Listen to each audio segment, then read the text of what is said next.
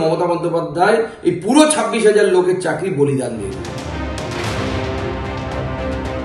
কলকাতা হাইকোর্টের রায় বহাল রেখে 2016 সালের এসএসসির পুরো প্যানেল বাতিল করে দিল সুপ্রিম কোর্ট। অযোগ্যদের তো চাকরি গেলই, আর তাদের দুর্নীতির জন্য যারা যোগ্য তারাও রাতারাতি কর্মহীন হয়ে পড়ল। রাজ্য সরকার যদি এরমটা না করতে হয়তো হতো না। হাজার হাজার যুবক যুবতীর এই পরিণতির জন্য সরাসরি তৃণমূলকে কাঠগড়ায় তুলেছে বিজেপি। শুধুমাত্র মমতা বন্দ্যোপাধ্যায়ের পার্টির লোকেদেরকে, অর্থাৎ অযোগ্য যারা পয়সা দিয়ে চাকরি পেয়েছিল তাদের চাকরিটা বাঁচানোর জন্য মমতা বন্দ্যোপাধ্যায় এই পুরো 26,000 লোকের চাকরি বলিদান দিয়ে দিলেন। এতগুলো মানুষের চাকরি যাওয়ার পরে বিজেপির মন্ত্রী সুকান্ত বাবু বলছেন, ফেসবুকে তার উক্তি আমি দেখেছি, এর জন্য অযোগ্যদের জন্য যোগ্যদের চাকরি গেছে, এর জন্য আমি নাকি দায়ী। তো আপনারা প্রথমে যখন কেস করলেন একবার ভাবলেন না কারা যোগ্য আর কারা অযোগ্য? সেটা তো গভর্নমেন্টকে ভাবতেও দিলেন না। আপনারা নিজে যোগ্য তো? পুরো প্যানেল বাতিলের জন্য বিরোধীদের ঘাড়ে দায় ঠেলার আপ্রাণ চেষ্টা করেছেন মুখ্যমন্ত্রী। আইনজীবী এবং সিপিএম সাংসদ বিকাশ রঞ্জন ভট্টাচার্যকেও তীব্র কটাক্ষ করেছেন মুখ্যমন্ত্রী, যদিও পাল্টা খোঁচা দিতে ছাড়েনি সিপিএম। এখানে কেসটা করেছিলেন কে? বিকাশ বাবু। তিনি তো পৃথিবীর সবচেয়ে বৃহত্তম লয়ার।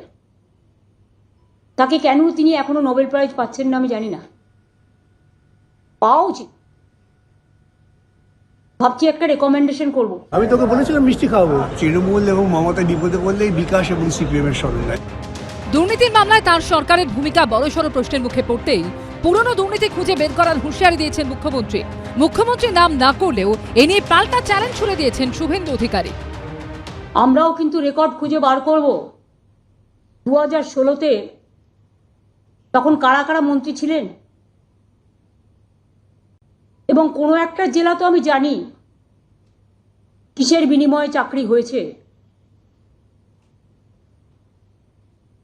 আমি খুঁজে দেখব। যদি কারো জানা থাকে তথ্য প্লিজ আমাকে দেবেন, আমার কাজে লাগবে।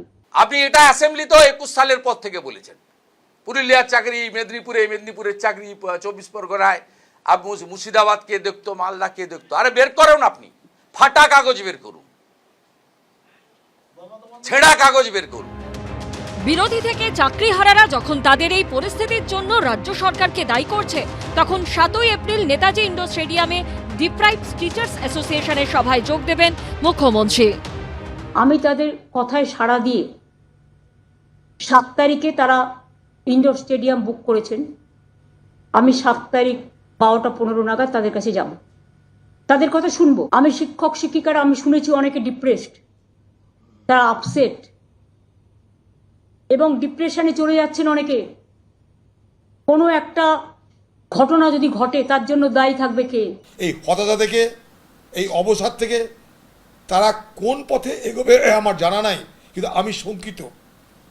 এটা দারুণভাবে প্রভাব পড়েছে বাংলার সমাজে। তার জন্য একমাত্র দায়ী যদি কেউ হন তার নাম বাংলার মুখ্যমন্ত্রী মমতা ব্যানার্জি। রাজনীতি চলছে, কিন্তু এই মানুষগুলোর সংসার এখন চলবে কি করে? যারা যোগ্য তাদের কি দোষ? হাহাকারের মধ্যে বারবার ফিরে আসছে সেই প্রশ্ন। বিজেন্দ্র সিংহের রিপোর্ট, এবিপি আনন্দ।